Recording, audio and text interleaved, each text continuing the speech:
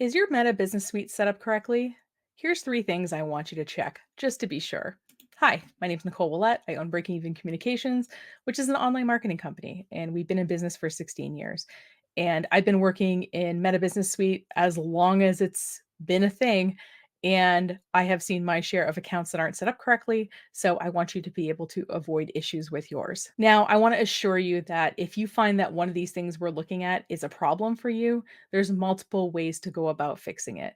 I haven't necessarily come across a problem that I haven't been able to fix, except one of my clients sells hemp products and I can't pull in their product catalog. Other than that, I've pretty much been able to fix everything. So just know that if you find an issue, there are ways that you can solve the issue. So don't be discouraged. There's more than one way to fix everything. That most of the time, Meta just needs some kind of proof that this is the business and the right address, and that you are the principal owner of the business or one of the principal owners. So you might, for example, have to upload some kind of identification of yourself showing your legal name, like your passport or something like that. You might need to upload a document that shows your business address with your business name on it, like a utility bill. You might need to show that you are connected to the business with something like your incorporation or LLC paperwork or your business license or something like that. So, a lot of times it is just sort of a tedious process of submitting things, waiting, following up. But rather than not knowing you have the problem, it's good to know that you do and be able to fix it. So I hope you feel that way after we go through this today. The very first thing I want you to check is your business verified? Now, I'm not talking about buying verification with the blue check mark. Okay. I'm talking about a verification status that exists in Meta Business Suite. And let me show you where to look for that. First, you're going to go to business.facebook.com. Make sure that the right business profile is selected in case you manage multiple business suite accounts.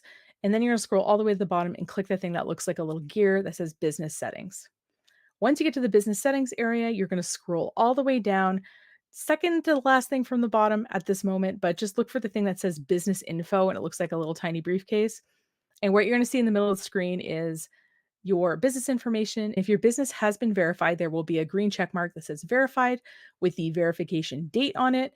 If your business is not verified, it'll say unverified and just be kind of a gray circle. Now, in terms of the importance of verification, to access all of Meta's features, you seem to need verification. So, something that I ran into the other day is you can only make a shared audience if you have verification turned on for both accounts. There's other things, that's just the one I could think of because it's the one I've most recently run into, but basically, if you get your Meta Business Suite verified, all the features get turned on. The other benefit I think underlying the verification is that in going through this process, Facebook has a lot of your paperwork. So let's say that your account would get hacked.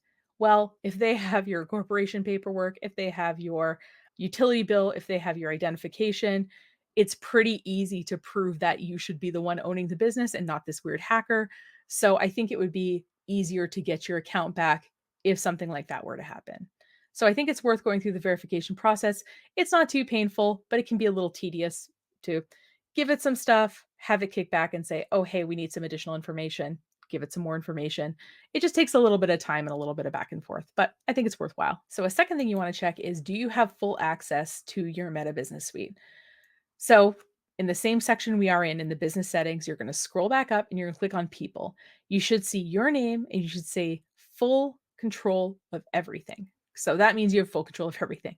If you do find you do not have full control over your own Meta Business Suite, first of all, Facebook is kind of weird in that it'll let you create multiple accounts, even if they're associated with the same email. So, for example, I had a secondary Gmail address listed on the account. But a few years ago, I noticed that I got a Bienvenue à Facebook Christian that was associated with the email address that I used on my Facebook account. So it seemed that because it was not listed as the primary address, it was listed as one of the secondary addresses. I'm guessing they typed their email wrong and it just happened to be spelled sort of like mine because the profile is absolutely blank. But just know that might have happened. So maybe you made a Facebook account with your cell phone number instead of your email address.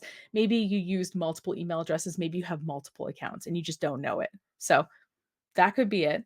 But the other thing is and I've run into this a couple of times, is sometimes the marketing person unknowingly has claimed the listing. Like, so they were setting something up and they didn't realize that it happened. So what you can do is if you had a previous marketing company working for you or something like that, you can give them a call and say, "Hey, I don't have full access to my Facebook account. Can you go into my Meta Business Suite and can you go into settings and see if you have the access?" "Oh, I see I have full control over everything."